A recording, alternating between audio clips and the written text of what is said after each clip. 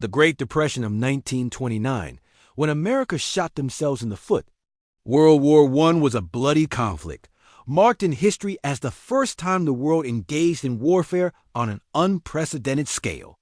For the U.S., the war seemed inconsequential, isolated as it was from Asia, Europe, and Africa, allowing Americans to remain unfazed and even grow wealthier. However, when the war couldn't touch this emerging superpower, Americans shot themselves in the foot by triggering one of the largest and most devastating crises in history, the Great Depression of 1929. Many economic and historical analysts note that this crisis stemmed from a series of policy mistakes, excessive optimism and confidence in domestic and international markets, combined with the war's global aftermath and damages. So, what were the root causes of this crisis? Where did the mistakes leading to this catastrophe originate? Let's travel back to the 1920s and 1930s to fully explore this event with EconomicStory-Channel today. Post-World War I America. To describe post-World War I America, the phrase remarkable growth is fitting. Blessed with a geographic position isolated from Asia, Europe, and Africa by vast oceans, the war's impact reached the U.S. slowly and weakly. No one wanted to haul guns or planes across the Pacific or Atlantic to invade U.S. soil, leaving the nation largely unscathed in this bloody conflict. The U.S. entered the war in 1917, just 1 year before its end. Casualties were estimated at just over 110,000, compared to Germany's 2 million and the Russian Empire's over 1.7 million.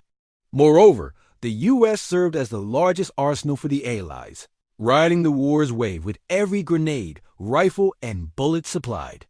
By the 1920s, the U.S. experienced a booming economy in sectors like automobiles, construction, stock markets, and especially massive consumer spending, making its market a shining beacon in the post-war global darkness. This dazzling decade, known as the Roaring Twenties, marked extraordinary economic growth for the U.S. With abundant financial resources, the U.S. became the world's creditor, lending to 28 nations. Between 1924 and 1931, the U.S. held 60% of global international debt, with Germany alone accounting for 40% of the loans extended worldwide. Two key aspects of U.S. international lending need clarification. First, the rise of private corporations in lending, and second, how vast amounts of USD flow globally. High interest rates offered by borrowing nations made private investors eager to lend, with countries like Austria, Hungary, Greece, Poland, and Latin American nations raising rates to attract youth capital for financial and societal recovery. Second, exporting USD through loans and other means elevated the currency's global status. Borrowing nations needed USD for post-war reconstruction or debt repayment, boosting their foreign reserves, with the USD as the top choice. As a major importer and exporter, the U.S. paid for imports in USD, pumping the currency into global markets and significantly enhancing its monetary and political influence. America's post-war strategy involved the government and investors, lending as much USD as possible to dependent nations through loans and aid programs. This allowed the U.S. to import vast amounts of goods, pay in USD, and have those nations use the same USD to repay debts, akin to debtors producing goods for creditors. With both goods and enhanced monetary and political clout, the U.S. executed this plan almost perfectly. The stock market bubble. But was it truly perfect? As we know, a crisis soon followed. Weak links in this system broke, causing a domino effect. The first entity to examine is the Federal Reserve. In the early 1920s, the Fed lowered interest rates to stimulate production, consumption, and investment both domestically and internationally. Enabled by post-war advantages, this led to rampant consumption, investment, and international lending, fueled by easy access to Fed money through low rates. However, the Fed reversed course upon noticing excessive speculation pouring capital into the stock market without generating proportional real value. In 1928, it raised interest rates from 3.5% to 5% to curb the overheated investment market. This tightening policy backfired. Higher rates increased borrowing costs from banks, but non-bank entities like investment funds and businesses stepped into the stock market to provide capital to speculators, bypassing high bank rates. The Fed's attempt to control speculation through higher rates failed, partly because it had pumped $28 billion into the economy from 1921 to 1927, a 60% increase in circulating money. With so much money flooding the market, the Fed lost control over funds returning to the central bank, allowing speculation to persist. The Dow Jones Industrial Average, a key stock market indicator, continued rising after 1928, only dropping when the Great Depression hit. This shows the financial and stock market bubble in 1928 was already massive, primed for a future crisis. Moreover, investors who lent globally at high rates found foreign bonds less profitable. As the Fed tightened, they shifted capital to Wall Street, where returns were higher than foreign bonds. For short-term loans, lenders waited for maturity and withdrew capital entirely instead of re-lending, cutting off borrowing nations' access to funds for development. Imagine paying off a loan but being unable to borrow again, leaving you cash-strapped for business, with mounting financial pressure. Globally, capital flowed back to the U.S., destabilizing nations needing post-war reconstruction funds. Meanwhile, the influx into the U.S. proved inefficient, as soaring stock indices didn't match real production value. The 1929 crash and a chain of mistakes. By 1929, investors realized the market's true state. Supply far outstripped demand. Producers like General Motors, Woolworth, and U.S. Steel reported stagnant or loss-making revenues, signaling widespread stagnation due to weak consumer demand. This didn't align with the massive output of America's market machine. Poor economic results eroded trust in companies expected to grow robustly. As markets lost confidence, investors panicked, spreading news rapidly and selling off stocks en masse to preserve profits. The peak came on Black Thursday, October 24, 1929, when over 12.8 million shares were sold, triple the usual volume marking the bubble's burst. Black Monday, October 28, 1929, saw the Dow Jones drop 12.8%, an unprecedented plunge. The next day recorded another 11.7% fall. Yet, for a crisis of the Great Depression's magnitude, these dark days triggered a cascade of worse events, plunging America into its darkest historical period. First, the banking system collapsed, the refuge people turned to during downturns. In the early 1930s, 9,000 banks failed, wiping out over 1/7 of national deposits. Major banks like Caldwell National Bank and the Bank of the United States in New York shattered public trust in the U.S. financial system. With only 15,000 banks at the time, over half the financial system collapsed. This was directly tied to how federal banking leaders set policies. Regulations on reserve calculations and capital mobilization made it hard for banks to cope with mass withdrawals. Non-Fed member banks couldn't access Fed funds and had to deposit most of their money in designated correspondent banks. During economic upheaval, both local and correspondent banks faced pressure to meet depositors' demands. However, since correspondent banks held reserves as clearing checks or loans, mass withdrawals caused collapses. Restrictions limiting Fed loans to member banks left local and correspondent banks bankrupt, unable to access central funds. Beyond the Fed, President Herbert Hoover tried controlling the financial crisis, but achieved no results, earning the historical moniker the Do-Nothing President. He initially aimed to boost consumption to match production capacity. In November 1929, he met with major industrial leaders to discuss raising wages and cutting jobs to align consumption with production. This backfired. By the 1930s, companies struggled to pay high wages amid a recession, leading to layoffs that spiked unemployment from 3.2% in 1929 to 25% in 1933, deepening the crisis.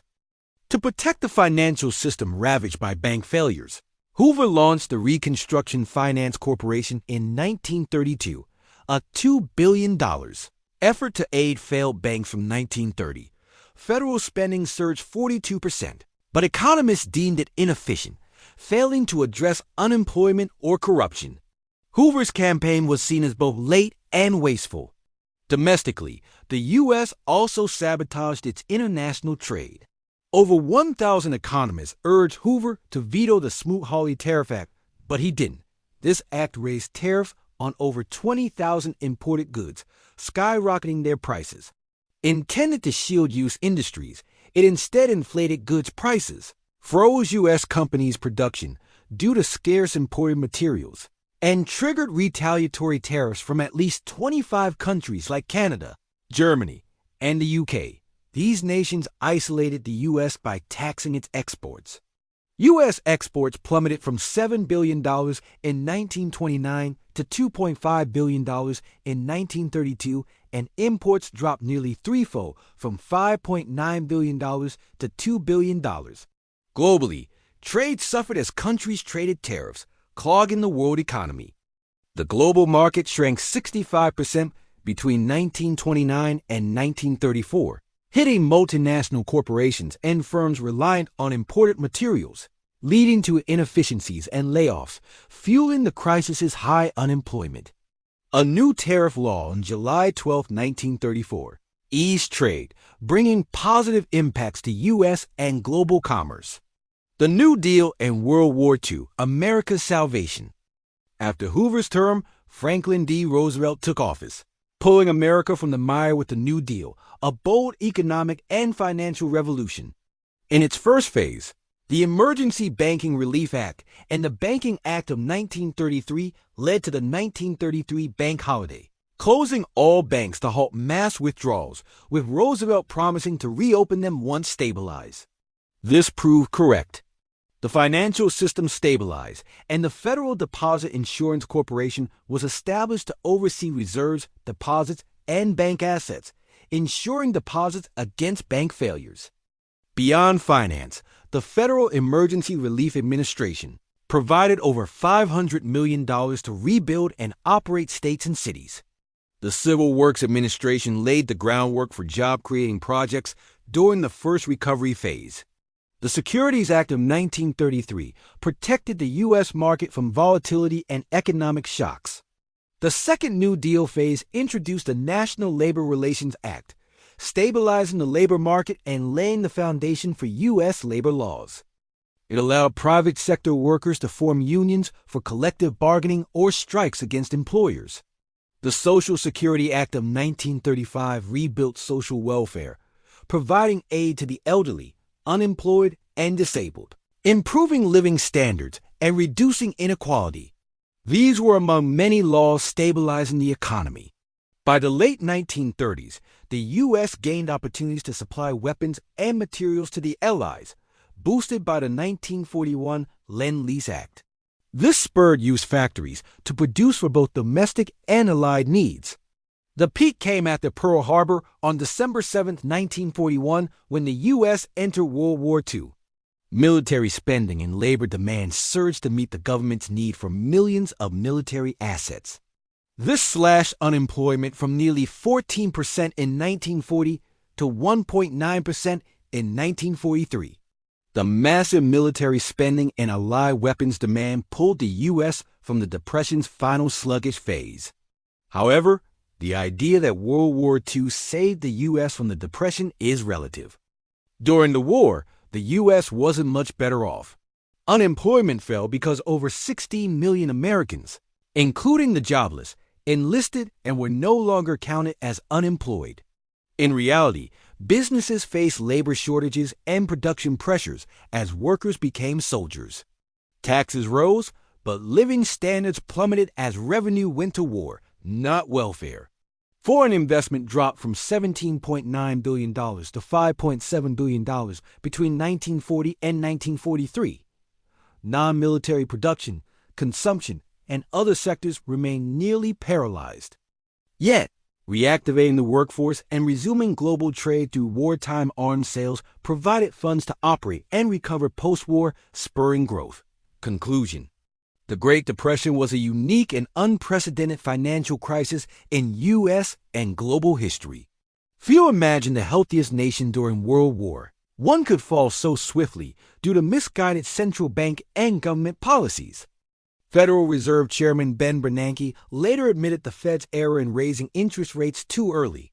At Milton Friedman's 90th birthday, he said of the Depression, "You, including Milton Friedman and his colleague, were right.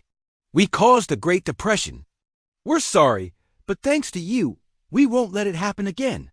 It was a series of gravely miscalculated moves, from the Fed's rate hikes to U.S. labor and trade policies signed by Hoover that disrupted global networks. These were self-inflicted shots in a period when America could have thrived after the dazzling 1920s. Yet, this crisis sparked revolutionary, positive changes during recovery. First, Franklin D. Roosevelt, America's savior, steered the sinking ship masterfully, creating agencies like the FDIC and Social Security to fix prior flaws.